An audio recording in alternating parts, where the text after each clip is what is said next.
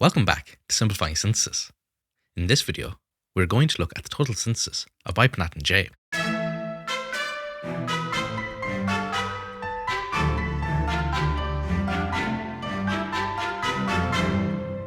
This paper, 10-step gram-scale total synthesis of Bipinnatin J, was published in JACS by the Baran group. Bipinnatin J was first isolated in 1998 from the Pseudopterogeorgia bipinnata C plume by Rodriguez and Xu. Bipinnatin J is a member of the furanocembronide family of compounds, which contain butenolide and furan rings embedded within the carbon skeleton. This compound is a key member of this family and is thought to be a biosynthetic precursor to several other furanocembronides. This hypothesis is supported by studies from other authors who have managed to transform Bipinnatin J into other members of this family, such as Coralloidolide B and Intricarene. Other proposed derivatives, such as lophotoxin, have still yet to be synthesized. Forming the macrocycle is one of the primary challenges associated with synthesizing this molecule. In doing this, they must also construct the embedded butenolide ring, and do so with the correct stereochemistry, as the compound features 4 stereocenters. The strategy that they devised would utilize a 1,6 conjugate addition, NHK reaction, and electrocatalytic decarboxylative cross-coupling to construct the macrocycle, while an Ynamine Lactonization could be used to construct the butenolide ring. The stereochemistry will be introduced using a Zweifel Olefination and an asymmetric proton transfer. The stereochemistry of these two positions would then be used to influence the stereoselectivity of the final ring closing reaction to complete the final 2 stereocenters. So let's start with the synthesis of Fragment 1. This began with a condensation reaction between bromofurfural and 2-methyl-2-aminopropanol. This forms an imine product together with the elimination of water, which is abstracted by the molecular sieves present in the reaction, driving it to completion. This imine intermediate then undergoes intramolecular attack by the pendant hydroxyl group, forming a 5-membered oxazolidine ring. N-bromosuccinimide is then added, oxidizing the molecule to form an oxazolene ring in a 71% yield on a 50-gram scale. This oxazolene ring played a crucial role in the next reaction, where it serves as a directing group to control the regiochemistry of a halogen dance reaction. In this reaction, LDA selectively deprotonates the 3 position, directed by coordination of the lithium to the oxazolene nitrogen atom. Unlike LDA, this newly formed organolithium reagent has a strong tendency to undergo lithium halide exchange, which it then does with another equivalent of the starting material, forming a product with a bromine atom on the 5 and 3 positions, together with a byproduct that has a lithiate at the 5 position. This organolithium species then reacts with a dibrominated material, this time undergoing lithium halide exchange at the 5 position to produce the target lithiate, where the bromine has danced to the 3 position and the lithium resides at the 5 position. The byproduct of this exchange is monobrominated species, identical to the starting material, and this can go on to react with further equivalents of LDA. This is quite an unusual reaction mechanism, but the underlying concepts are quite simple. It is simply a deprotonation and repeated lithium halide exchanges until the most thermodynamically stable compound is formed. The lithiate formed by this reaction then took part in a Zweifel Olefination. The reaction mixture containing this lithiate was cooled to -78 degrees and an alkenyl boronic ester was added. This is attacked by the lithiate, forming a borate intermediate that then reacts with NBS to form a bromonium ion. A 1,2 shift then occurs, forming a new carbon-carbon bond, and this is followed by an elimination taking place in the anticonformation to form the product with Z stereochemistry in a 74% yield. Taking this compound forward, the bromine at the 3 position then underwent lithium halide exchange with N-butene, and the resulting lithiate was reacted with methyl iodide to form the methylated product in a 98% yield. In the next reaction, the compound was subject to a bromo-desilylation. The compound was reacted with MBS, and this is attacked by the alkene, forming a bromonium intermediate, just as we saw before during the Zweifel Olefination. This bromonium ring then opens up, leaving a cation on the position adjacent to the furan ring. It occurs at this position as cations adjacent to aromatic rings are stabilized by hyperconjugation to the delocalized electron cloud. The succinimide then acts as a nucleophile eliminating the TMS group to form fragment 1 in an 81% yield over 2 steps, with a 5:1 Z/E ratio. So let's now turn our attention to the synthesis of fragment 2. This started with an Ynamine Lactonization, followed by a bromination. The reaction begins with the activation of a TBS-protected glycidol by coordination to boron trifluoride. A silyl Ynamine, derived from morpholine, then attacks at the less sterically hindered side, forming an Ynaminium intermediate. This undergoes intramolecular nucleophilic attack from the alkoxide, forming a 5-membered dihydrofuran ring. This compound was not isolated, and instead, MbS was added directly to the reaction mixture. This is attacked by the alkene, forming a bromonium ion that is then opened up by electron donation from the lone pair and the nitrogen. This forms a cation that allows for an elimination reaction to take place, with the succinimide attacking the TMS group to form a monobrominated intermediate. This reacts with another equivalent of MbS through the same mechanism, forming a dibrominated iminium intermediate that is hydrolyzed upon workup with aqueous HCl to yield a dibromolactone. This was not purified, and instead the crude was taken forward and subject to an elimination reaction with lithium carbonate. This deprotonates the 3 position, eliminating one of the bromides, to form the target product with a 55% yield from the starting epoxide on a greater than 50 gram scale.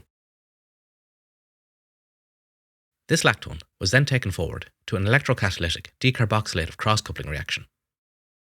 In this reaction, the other coupling partner, a carboxylic acid, is first reacted with N-hydroxyphthalimide and DIC to form a redox active ester in situ. This redox active ester then reacts with a nickel dichloride Bipi complex. This eliminates carbon dioxide, phthalimide, and a radical alkyl species. The nickel 1-chloride complex, formed by this reaction, then undergoes an oxidative insertion with the bromolactone, forming a nickel 3 intermediate. This then forms a nickel 2 species through the elimination of a chloride, most likely through an intramolecular comproportionation reaction.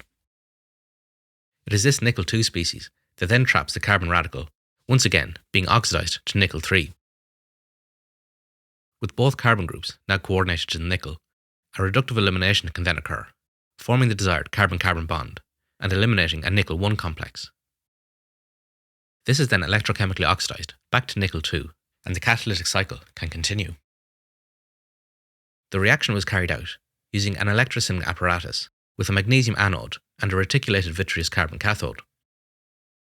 Silver nitrate is also present in the reaction, and this is crucial as it forms silver nanoparticles on the surface of the carbon electrode. This deposition of silver nanoparticles has been shown to enhance this reaction in several different ways. It prevents the decomposition of the nickel 2 catalyst by preventing it from adsorbing to the surface, while it also lowers the overpotential below the catalyst's decomposition potential.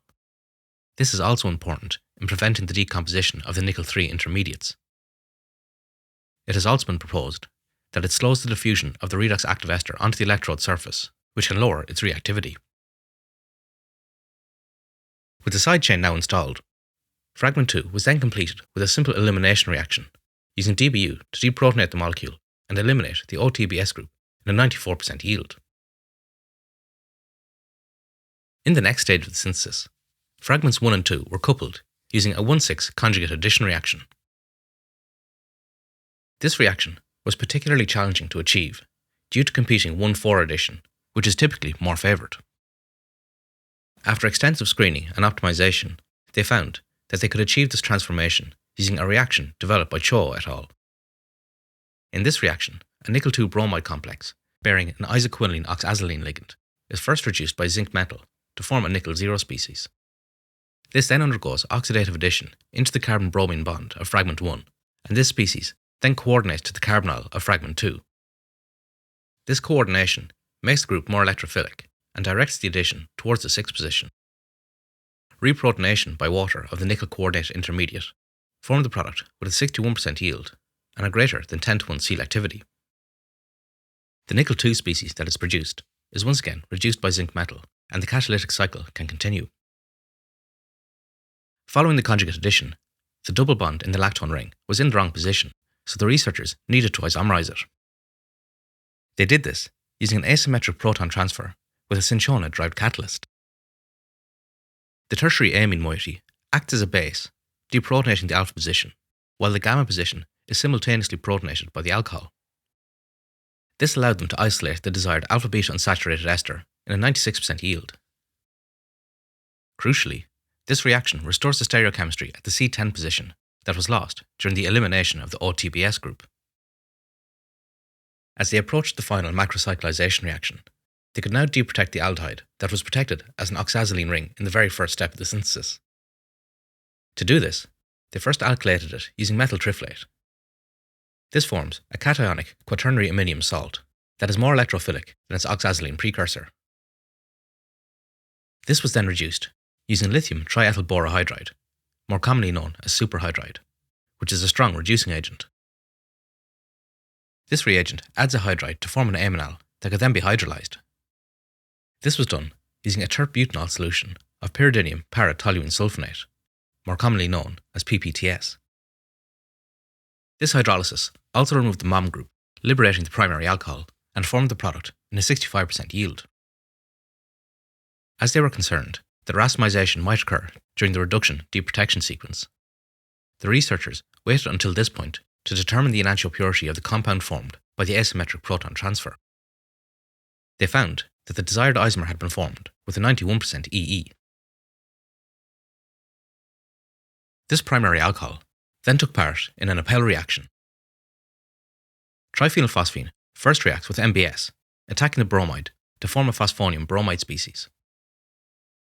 The phosphorus is attacked by the primary alcohol, eliminating bromide that then attacks as a nucleophile, breaking the carbon-oxygen bond and forming a primary bromide, together with the elimination of triphenylphosphine oxide.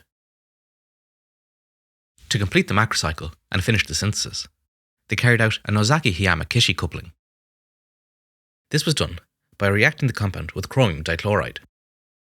Interestingly, this reaction is not just catalyzed by chromium, but instead relies on very small trace amounts of nickel typically present in chromium salts. For this reason, nickel salts are often added as co-catalysts in NHK couplings, but this was not necessary in this reaction, as the trace amounts present were sufficient to give good reactivity. The reaction starts by oxidative addition of nickel 0 into the carbon-bromine bond, forming a nickel 2 complex. Transmetallation with chromium 3 then occurs, forming an organochromium complex and a nickel 2 byproduct. This nickel 2 is then reduced by chromium 2, reforming the nickel 0 and chromium 3 required for the reaction. Meanwhile, the organochromium complex is poised to undergo intramolecular allylic addition into the aldehyde. The stereoselectivity of this reaction is influenced by the stereochemistry at C10, which offers conformational pre-organization. This reaction forms a carbon-carbon bond to complete the macrocycle with anti-stereochemistry between the two reacting centers. With this carbon-carbon bond formed, the total synthesis of Bipinnatin J was complete, with a 47% yield over 2 steps. This synthesis is quite impressive, as it is the shortest asymmetric synthesis to date, with only 10 steps in the longest linear sequence. Importantly, all of these reactions can be carried out on the large scale, and the researchers managed to make over 600 mg of the final product in a single pass. With such a short and scalable route to Bipinnatin J, this synthesis will no doubt lay the foundation for explorations into other members of the furanochembranoid family. Well, I hope you enjoyed this video. Join me in the next one, where I will be looking at a trio of papers recently published on the synthesis of Daphne Papitone A.